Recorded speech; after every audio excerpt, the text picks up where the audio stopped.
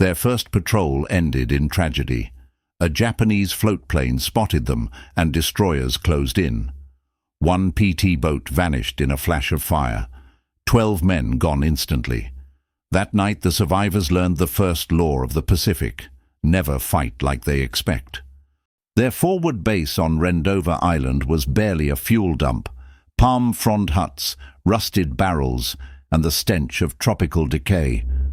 Across the water, Marines fought at Munda Airfield. Every night, Japanese destroyers ran the Tokyo Express. The PT boat's mission: stop them. At Melville, Rhode Island, they trained like pirates, taught to fight dirty, strike from ambush, and vanish before the enemy could react. "The Japanese expect you to fight fair," their instructor said. "Don't." These were seagoing guerrillas, not traditional sailors. They asked for volunteers for hazardous duty. The recruiter wouldn't say what kind of boats these were, only that half the men wouldn't come home. Out of 240 were chosen. They were young, fearless, and utterly unaware of what waited in the Pacific.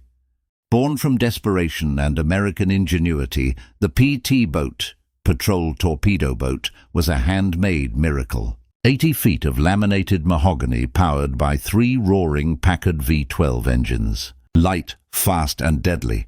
These wooden killers could reach 45 knots, faster than any warship afloat. In the cargo holds of 3 Japanese transports behind that destroyer, nearly 8,000 enemy soldiers sat unaware their journey was about to end. The date was July 19th, 1943, the night when small wooden boats would strike fear into an empire. The Japanese destroyer's searchlight swept across the black water like the finger of death. For one suspended heartbeat, it grazed the bow of an American patrol torpedo boat, then moved on. 23 sailors pressed against the wooden deck, barely breathing, engines silent, hearts pounding off the coast of Vella Lavella. 2 weeks later came their moment. Coast watchers reported a major convoy heading for Kolombangara. 3 transports, 2 destroyers, 8,000 troops. Lieutenant Commander McPherson volunteered PT 164, 168, and 171 to intercept. It was suicide, and they all knew it. At 8:30 p.m., the boats slipped from Rendova Harbor. Engines muffled, no running lights, only the eerie green glow of compasses breaking the darkness. They moved in silence toward the narrow throat of Blackett Strait, where death waited.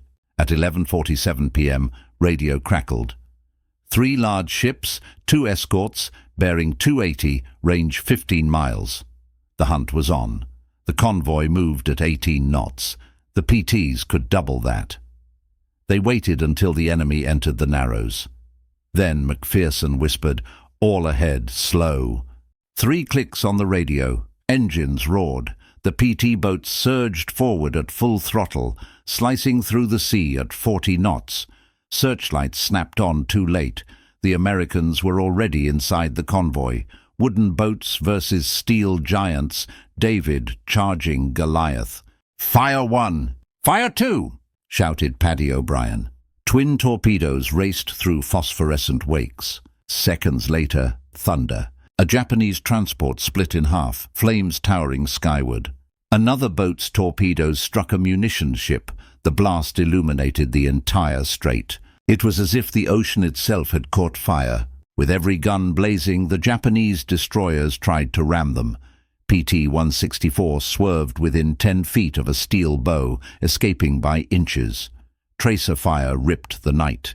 The Americans fired back, vanishing into smoke and chaos. 2 transports sunk, thousands dead. Mission accomplished. By dawn, Japanese float planes hunted for survivors. The PTs hid under jungle shadows, camouflaged with palm leaves. For 14 hours they drifted in silence. By the time they returned to base, they were exhausted but victorious. Radio intercepts confirmed the result. 2 transports destroyed.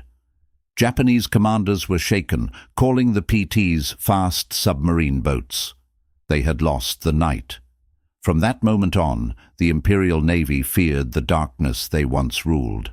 In the months that followed, PT boats spread across the Pacific, from New Guinea to the Philippines. They disrupted convoys, rescued downed pilots, and struck at enemy bases.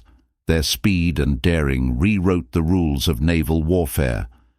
They lived on spam, coffee, and courage, slept beside torpedoes, fought through storms and malaria, 12 men per boat, bound by trust stronger than armor. Every mission could be their last, and they went out anyway. By war's end, PT boats had sunk hundreds of ships. Admiral Tanaka later admitted, "They made us fear our own element, the night." Small, fast, and fearless, the Mosquito fleet proved that courage could outmatch steel. When the war ended, most PT boats were scrapped or burned, but the men who served on them never forgot the roar of Packard engines or the smell of salt and gunpowder. They knew they had changed history, one torpedo at a time.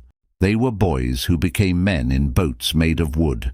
They fought from the shadows, turned darkness into a weapon, and made an empire fear the night.